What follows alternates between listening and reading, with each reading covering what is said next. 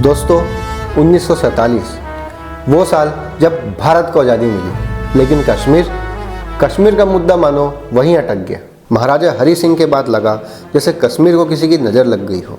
वहाँ के लोग, वहाँ की आवाम खुद को भारत से कटा हुआ महसूस करने लगे। पर्यटन और व्यापार, उन्होंने इसे मुख्य धारा से जोड़ने की कोशिश की, पर सर्दी, हाँ, कल कड़ाती ठंड में कश्मीर पूरी तरह बर्फ से ढक जाता था।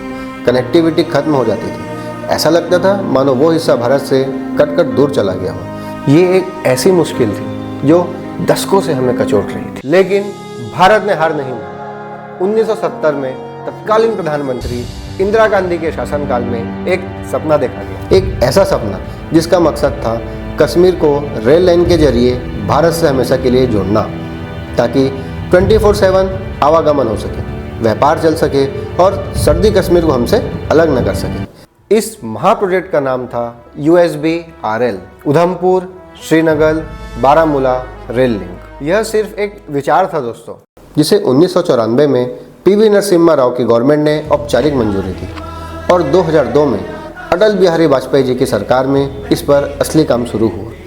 यह सिर्फ एक प्रोजेक्ट नहीं था, यह था भारतीय सरकारों के अटूट संकल्प का प्रतीक। ये 272 किलोमीटर का प्रोजेक्ट कोई सीधा रास्ता नहीं था, यह था चुनौतियों का पहाड़। इसे कई हिस्सों में बांटा गया। Jammu Udhampur section 2005, Udhampur Katra section 2014, Banihal Qazigund section 2013, Qazigund Baramulla section 2009। लेकिन असली चुनौती थी कटरा बनिहाल सेक्शन, और इसी सेक्शन का दिल था चेनाब ब्रिज। दोस्तों, इस पुल को बनाना किसी हॉलीवुड मूवी से कम नहीं था। यह था भारत और दुनिया के टॉप एक्सपर्ट्स का global team work. Konkan railway corporation, ये पूरी परियोजना के डायरेक्टर थे। भारतीय रेलवे की तरफ से पूरे काम की निगरानी और उसे लागू करने का जिम्मा इन्हीं पर था।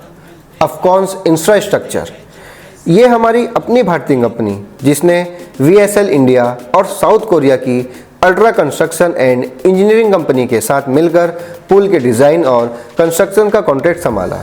मुश्किल काम में इनकी महारत हासिल है।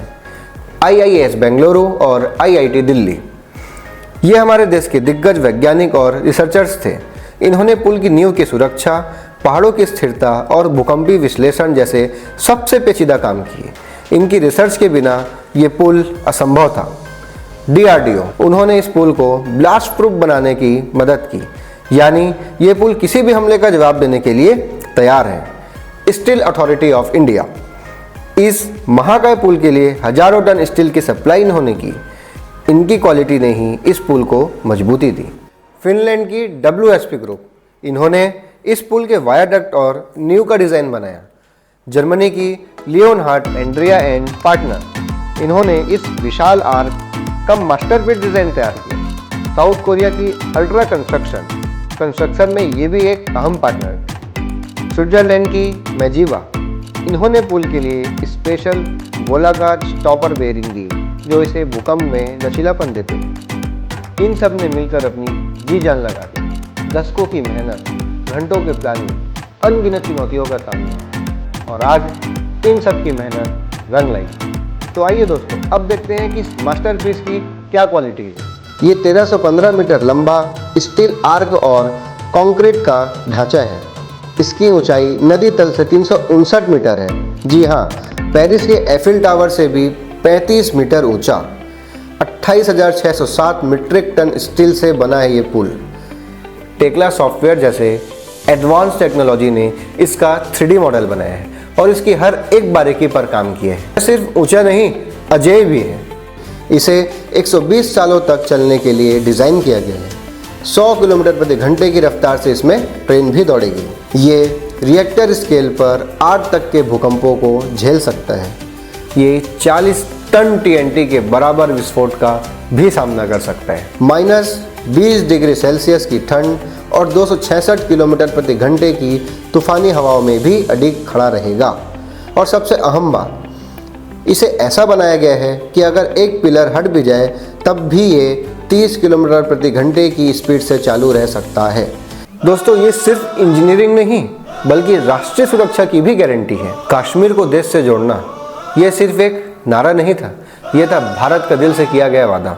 ये पुल सिर्फ एक मार्ग नहीं है, यह राष्ट्रीय एकता का प्रतीक है। आज 6 जून 2025 को इस पुल के उद्घाटन के साथ जम्मू कश्मीर के रसद परिदृश्य में क्रांति आ गई है। अब सर्दी में सड़क बंद होने का डर खत्म, माल की आवाजाही तेज होगी और आपातकालीन मदद समय पर पहुंचेगी।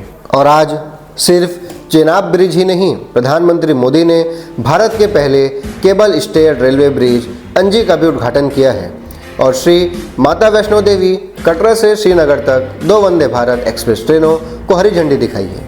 यह जम्मू कश्मीर के लिए एक नए युग की शुरुआत है। दोस्तों, चेनाब ब्रिज सिर्फ एक इंफ्रास्ट्रक्चर प्रोजेक्ट नहीं है, ये भारतीय इंजीनियर्स की जीत है, अंतर्राष्ट्रीय सहयोग का एक अद्भुत उदाहरण है। यह भारत के उस अटूट संकल्प का प्रमाण है कि भारत अपने हर हिस्से को, हर चुनौती को पार करके भी जोड़ेगा। क्या आपको भी इस ऐतिहासिक पल और भारत की इस असाधारण उपलब्धि पर गर्व है? अगर हाँ, तो कमेंट सेक्शन में जय हिंद जरूर लिखें। वीडियो अच्छी लगी हो तो लाइक, सब्सक्राइब और शेयर करना ना भूलें। तब तक के लिए जय हिंद।